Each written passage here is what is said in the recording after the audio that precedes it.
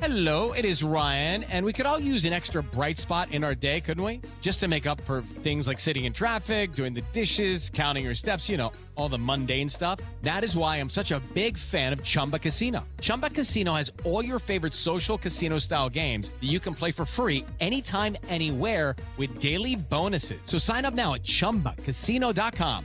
That's ChumbaCasino.com. No purchase necessary. VGW Group. Void where prohibited by law. 21 plus. Terms and conditions apply.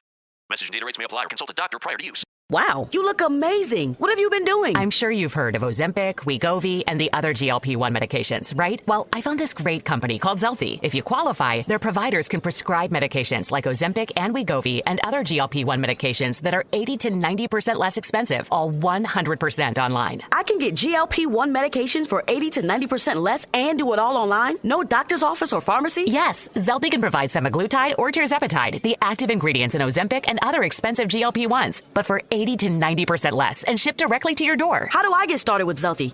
Call pound 250 with the word CARE to get started today with Zelfie. Get the same active ingredients in Wegovy or Ozempic, but for 80 to 90% less and 100% online. Don't wait. Call pound 250 with the word CARE right now for a link to your exclusive offer. Call pound 250 with the word CARE. That's pound 250 with the word CARE. Pound 250 and CARE. Welcome to the Deep Dive. For most of us, the 4th of July, it brings up these really vivid images, right?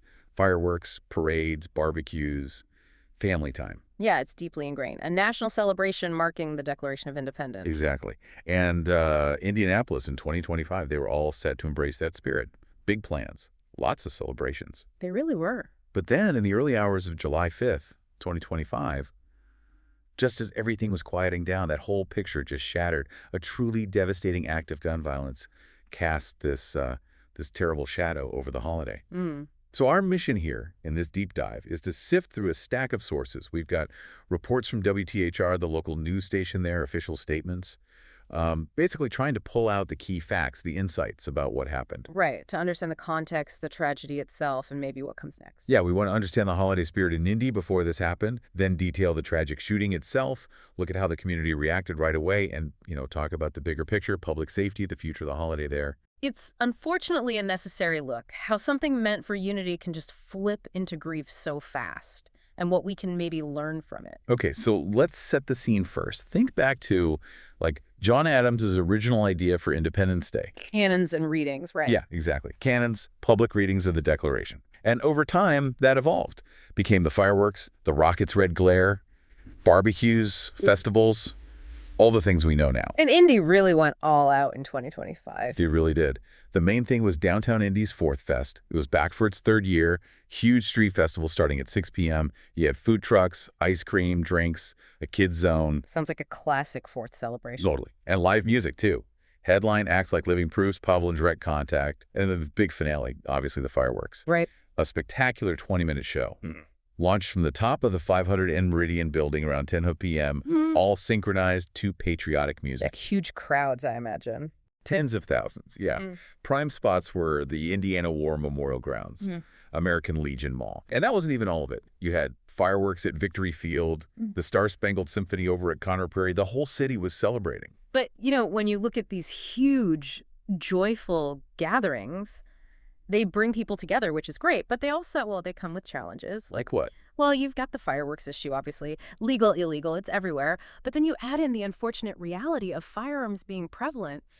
It creates a complex situation, potential for things to escalate. And it definitely puts a strain on law enforcement, crowd control, responding quickly. Yeah. It's tough. And tragically, that complex environment, that sort of charged atmosphere, it became the backdrop for a nightmare. Yeah. Just hours after those amazing fireworks ended. Early morning, Saturday, July 5th, tragedy strikes. So what did the initial reports say? How did the chaos actually begin? Okay, so the timeline we get from IMPD, that's the Indianapolis Metropolitan Police Department, and from WTHR News, it's pretty stark. Officers were first called out to a disturbance. This was near Washington and Meridian Street, around 1:27 a.m. Okay, a general disturbance. Right. But then, almost immediately, they get word of shots fired, just half a block away, near South Illinois and West Washington Streets. Wow. So close. And it escalated that quickly, from a disturbance to active gunfire. What did the officers find when they got there? They found multiple people hit by gunfire right away. IMS medics, the emergency medical services, they were already there giving aid. And the toll. It was devastating. 7 people were shot in total. And tragically, 2 teenage boys died. A 16-year-old, he was pronounced dead right there at the scene. Oh, my God. And a 15-year-old boy, he died later at the hospital. Chess kids. Yeah. The other 5 victims, they ranged in age from 16 to 21, all hospitalized. 1 actually got themselves to the hospital. The reaction from law enforcement, I mean, you could feel the frustration, the anger. Police Chief Christopher Bailey. Yeah, he was visibly angry, heartbroken too, you could tell. He called the violence completely unacceptable and unnecessary. And he had some really strong words for parents. He did. He said, hundreds of unsupervised kids down here. We are not your children's keepers. You are. And parents and guardians have got to step up. A kid is dead tonight. Wow. Just raw emotion there. Did he give any other details about that night? Yeah, Chief Bailey mentioned that about 20 people were arrested overnight for various reasons, not necessarily directly tied to the shooting itself. And they recovered multiple firearms from the area. Okay. But he was clear it wasn't immediately known if those specific guns were used in the shooting. He also pointed out something else pretty alarming. Even before the mass shooting happened, police had already confiscated guns from 2 other juveniles downtown earlier that night. Including an assault rifle, right? Including an assault rifle, yeah. Yeah. It really paints a picture of, well, the situation police were dealing with. Mayor Joe Hogsett, he also responded quickly. Condolences, condemned the violence, and he announced immediate steps, right? Like enforcing the youth curfew downtown more strictly. Exactly, trying to regain some control. So what about the investigation itself? Where did things stand shortly after? Well, as of July 6th, the day after, the motive was still unclear. No specific suspect or suspects had been identified officially, although they did detain 7 individuals for questioning. But their involvement wasn't confirmed. Not confirmed, no. IMPD was heavily relying on surveillance footage from the area, and the city announced plans to add even more security cameras downtown and also bring in the Indiana State Police for assistance. All right. And it's crucial to add, this wasn't happening in a vacuum. This specific incident was horrific, but that whole 4th of July weekend in 2025, it saw multiple shootings across the country. I remember hearing about Philadelphia, Chicago. Yeah, mass shootings reported in those cities, too. And even in Indianapolis itself, the weekend before the 4th had been incredibly violent. 7 people killed, 9 injured in various incidents. So it points to this broader troubling trend. The community reaction in Indianapolis, WTHR reported it was immediate. Grief, anger, calls for action. Understandable frustration, right? The celebration turns into this senseless violence, and the victims are so young. Absolutely. And Chief Bailey's comments about parents, about accountability, they really struck a chord. You think so? Yeah, it seemed to resonate widely. It tapped into these existing concerns about, large groups of unsupervised young people downtown and the accessibility of firearms. You saw community groups, faith leaders mobilizing almost instantly, offering support, organizing vigils, trying to find ways to heal and, demand change. That collective responsibility piece seems key. It often is after something like this. So the immediate response included calls for policy changes, too. Mayor Hogsett pushing for stricter curfew enforcement. Can you remind us what the curfew rules actually are there? Sure. So under Indiana state law, for kids aged 15 to 17, they generally can't be out in public between 1 a.m. and 5 a.m. on weekends. And it's after 11 p.m. Sunday through Thursday. Okay. For kids under 15, it's even stricter. Can't be out after 11 p.m. or before 5 a.m. on any day. Right. What's the general idea behind curfews like that? And, do they actually work? Well, the aim is pretty straightforward. Reduce the opportunity for young people to be involved in or become victims of late-night crime. But their effectiveness, that's always up for debate. How so? Some argue they just shift the problem, move it to different times or places. Others point out they can be really hard to enforce consistently. And beyond the curfew, city-county council members there in Indy suggested they might look at other local rules. Like what?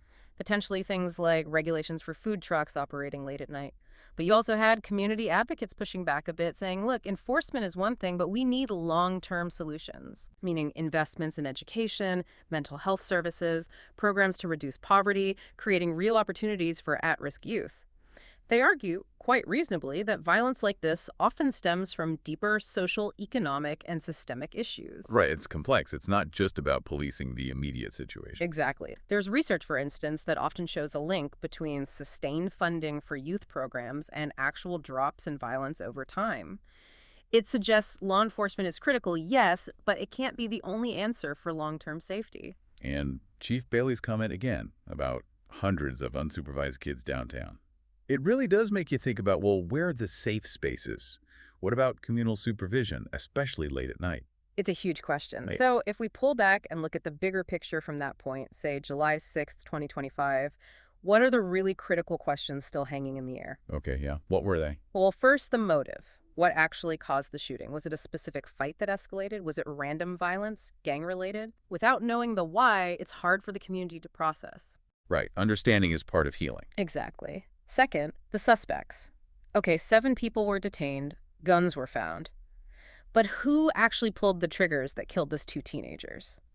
Getting justice relies on the ongoing investigation, the surveillance footage, witnesses. Yeah, accountability is crucial. And finally, the long-term impact.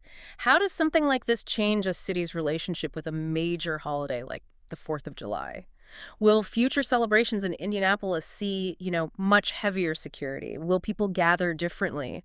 Will it actually lead to that renewed focus on youth programs we talked about? And if so, what will they really look like in practice? So, wrapping this up, the 4th of July, 2025 in Indianapolis. It's going to be remembered, sadly, not just for the fireworks, but for this profound tragedy. A really stark, painful reminder that, the pursuit of liberty, happiness, everything the holiday stands for. It feels pretty far away for some people when faced with this kind of gun violence. Yeah. And the immediate reactions we saw from WTHR reporters on the ground, from Chief Bailey, from Mayor Hogsett, they quickly became part of that larger national conversation. About youth supervision, yes, but also about guns, about societal factors, Chief Bailey's emphasis on parental accountability. It really highlights this idea of shared community responsibility. Mm-hmm. And the whole event just underscores this urgent need for comprehensive approaches. It can't just be about law enforcement, right? It has to include looking at city ordinances, maybe using more surveillance, definitely building better police-community collaboration. And crucially, that call for sustained investment. Programs offering positive alternatives for young people, addressing those root causes like socioeconomic disparities, and promoting responsible gun ownership, too. All of it has to be part of the conversation. So, thinking about all this, what does it mean for you listening right now? Consider that contrast. A national day of celebration, and then this intensely local tragedy. What kinds of questions does that bring up for your own community? How do you balance celebrating that fundamental right with the absolute need to keep everyone safe, especially during big public events, especially for young people? Yeah, how can communities bridge that gap between cherished festive traditions and preventing these absolutely heart-wrenching events? What role could you or should you play in that conversation where you live?